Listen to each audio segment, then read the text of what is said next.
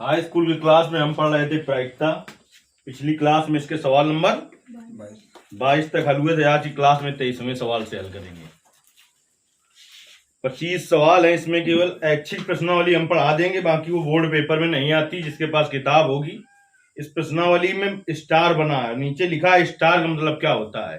लिखा है स्टार का मतलब होता है यह प्रश्नावली परीक्षा की दृष्टि से नहीं है, लेकिन फिर भी हम आपको बता देंगे। पूरा पढ़ाया जाएगा, ऐच्छिक हो चाहे अनैच्छिक। अब देखिए सवाल नंबर 23 है, कहता है एक खेल में 1 रुपए के सिक्के को 3 बार उछाला जाता है। एक खेल में 1 रुपए के सिक्के को कितनी बार उछाला जाता है? 3 बार। और प्रत्येक बार का परिणाम लिख लिया जाता है। तीनों परिणाम समान होने पर, तीनों परिणाम समान हो, इसका मतलब अर्थात कह रहा है 3 चित्त या 3 पट प्राप्त होने पर हनीफ खेल जीत जाएगा। 3 चित्त प्राप्त हो या 3 पट तो हनीफ खेल जीत जाएगा, अन्यथा वह हार जाएगा।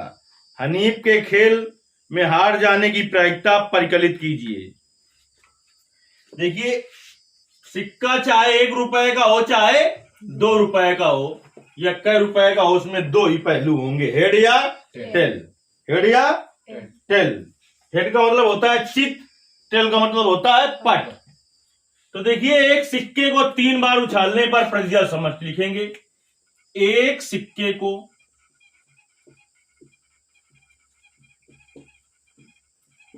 3 बार उछालने पर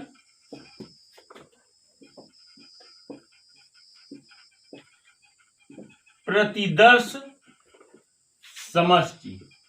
एक सिक्के को 3 बार उछालने पर प्रतिदर्श समष्टि यस बराबर हो सकता है तीनों बार हेड आए, हो सकता है पहली बार हेड, दूसरी बार हेड, फिर टेल आ जाए। लिखने में दिक्कत होती है। देखिए एक सिक्का को कितनी बार उछाला गया है? 3 बार। चाहे 4 बार उछाल दिया जाए चाहे 5 बार, इस ट्रिक के द्वारा आप लिख देंगे।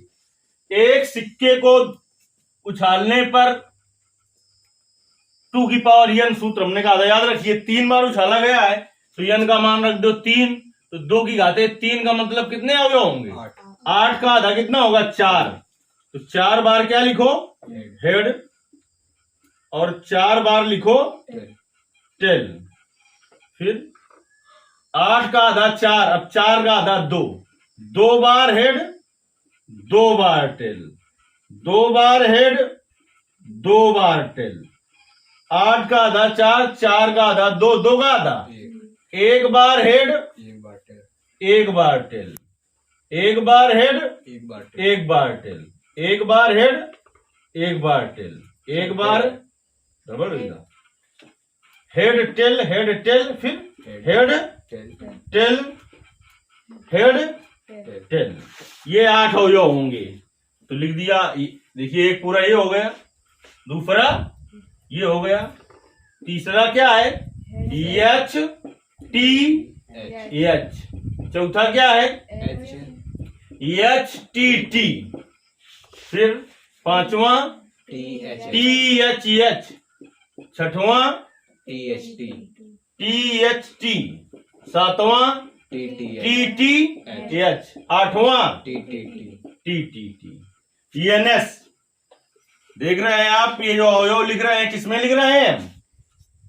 मंझले कोष्ठ में। तो मंझले कोष्ठ में ही लिखे जाते हैं। एनएस कितने हैं इसमें?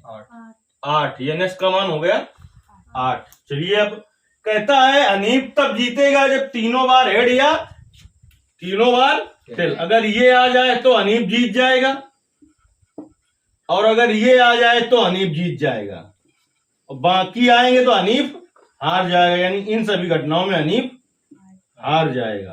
तो ये कितनी घटना है हारने की? 1 2 3 4 5 6। तो अनुकूल परिस्थितियां हैं 6 और कुल परिस्थितियां हैं 8। तो यह हम लिख दें भाषा यहां पर कि तीनों बार समान घटना ना आने की घटना। तीनों बार समान घटना ना आने की घटना ई है।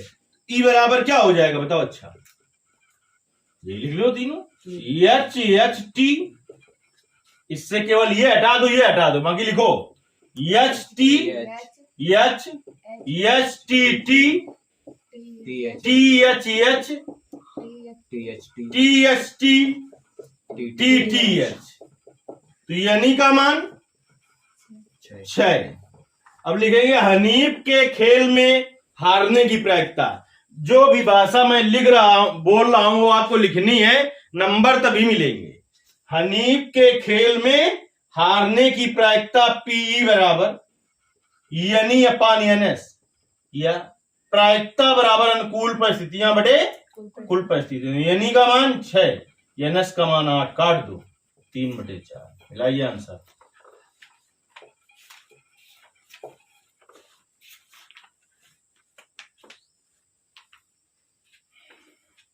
देखिए 24 नंबर सवाल में आते हैं।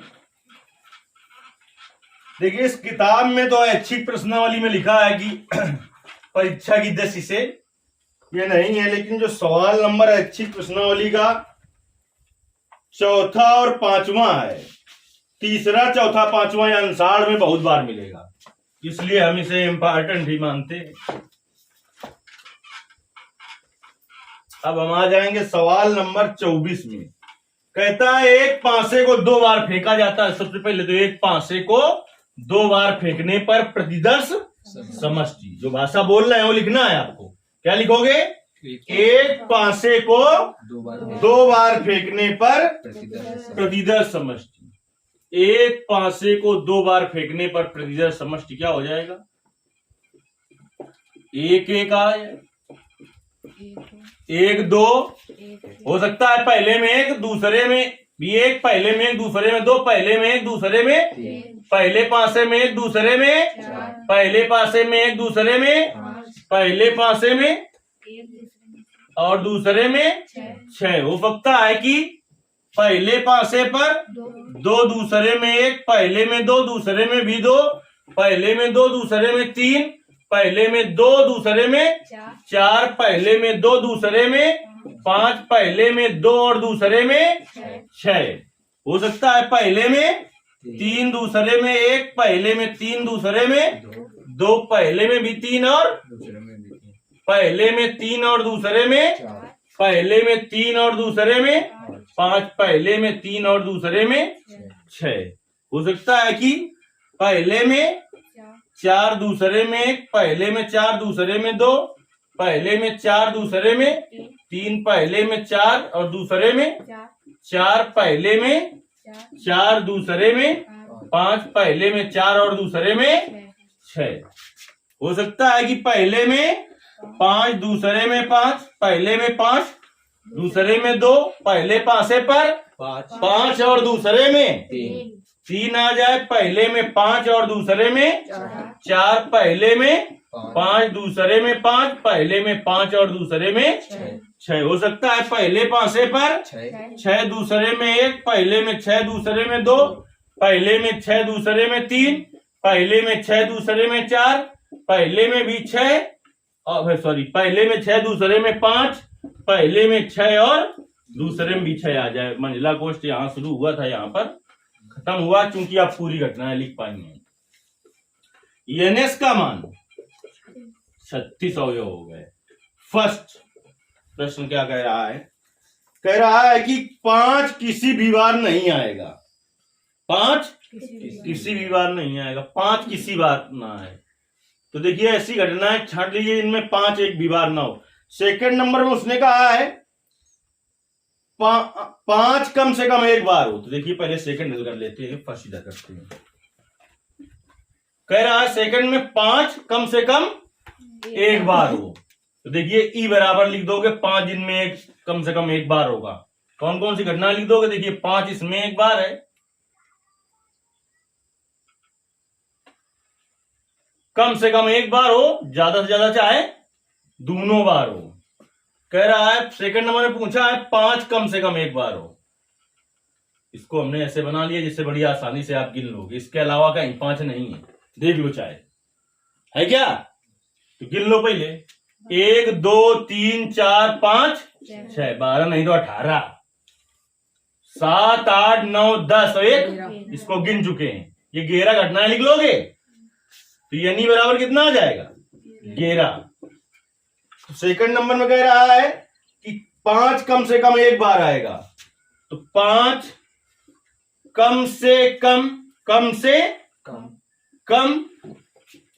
एक बार आने की प्रायिकता पीई बराबर यानी अपान एनएस। तो यानी का मान 11 और एनएस का मान। फर्स्ट में पूछा था कि 5 किसी भी बार नहीं आएगा, तो जितने में हमने ये किया है इसको छोड़ के बाकी लिख दो। लिखोगे 5 किसी भी बार ना आने की घटना क्या है ई।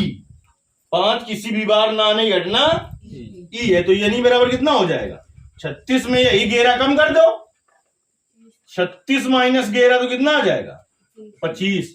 अब लिखोगे 5 किसी भी बार ना आने की प्रायिकता। अभी आज कॉपी हम चेक करेंगे भाषा।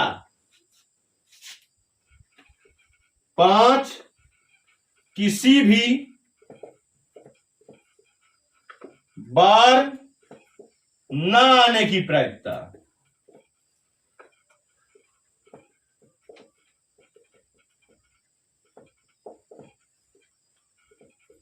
पीई बराबर यानी अपान एनएस। यानी का मान 25 और एनएस का मान 36, तो हो गया 25/36। ये आपका हो गया सवाल नंबर 24 पूरा हल। अब सवाल नंबर 25 पर आते हैं। 25 में कह रहा है निम्नलिखित में से कौन से तर्क सत्य हैं, कौन से तर्क असत्य, सकारण उत्तर दीजिए। कारण सहित उत्तर बताना है 25 नंबर में कि कौन सी बात सही है और कौन सी बात गलत है।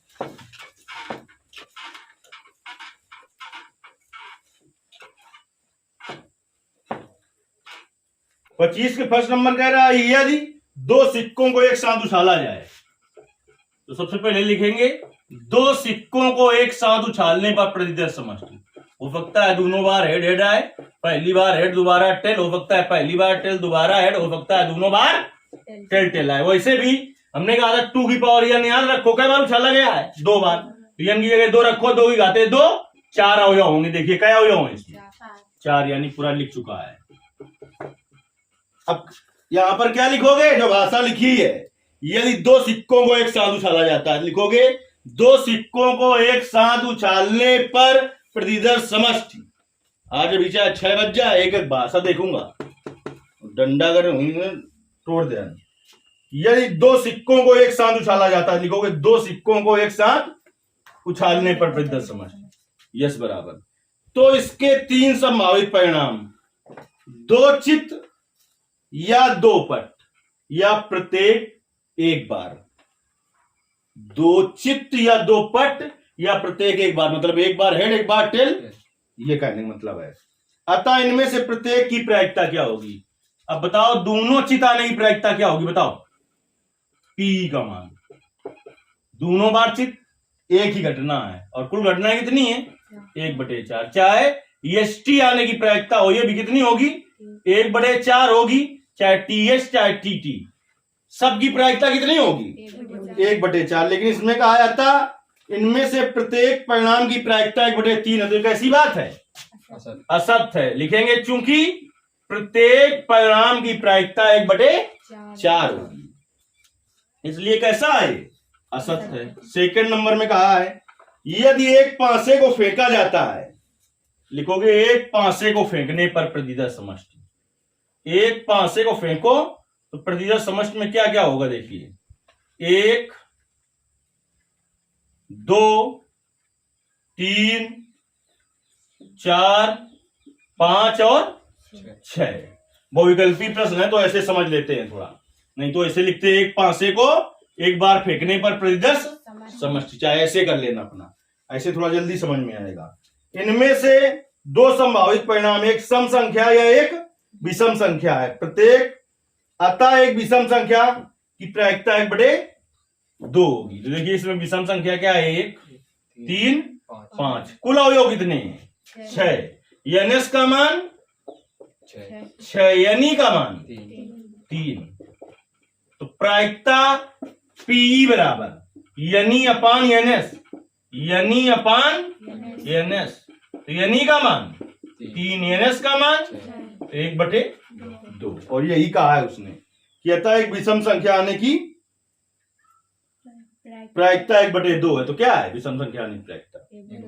ऐसे करो, चाहे यहां पर लिख दो, एक पासे को एक बार उछालने पर प्रत्यक्ष समझिए 1, 2, 3, 4, 5, 6। तो एनएस बराबर 6। फिर लिखो माना विषम संख्या आने घटना ई है, तो ई बराबर क्या क्या है इसमें विषम, 1, 3, 5। अगर कहता अब 8 तो क्या होता, 2, 3, 5। तो यानी बराबर 3। अब लिखोगे एक पासे को एक बार उछालने पर विषम संख्या आने की प्रायिकता ये हो गई। अगर सम संख्या कहता तो यहां पर ई बराबर होता 2, 4, 6। तो यानी बराबर 3। फिर भी पी बराबर क्या आता है, 1/2। इस तरीके से जो मेन प्रश्नावली है, जो कि सभी कॉलेजों में बस इतना ही पढ़ाया जाता है, ऐच्छिक प्रश्नावली कहीं नहीं पढ़ाई जाती है। ठीक, एक आध अपवाद के रूप में स्कूल होते हैं, वहां बता दी जाती है, बाकी ऐच्छिक प्रश्नावली पढ़ाई नहीं जाती है कहीं। तो जो पहले हम इसके उदाहरण बताएंगे 15.1 के, फिर आपको ऐच्छिक प्रश्नावली पढ़ाई जाएगी। और प्रायिकता कंप्लीट, इसका मतलब कि कम से कम 5 से 8 नंबर बोर्ड पेपर में यहाँ पे कंप्लीट हो जाएंगे।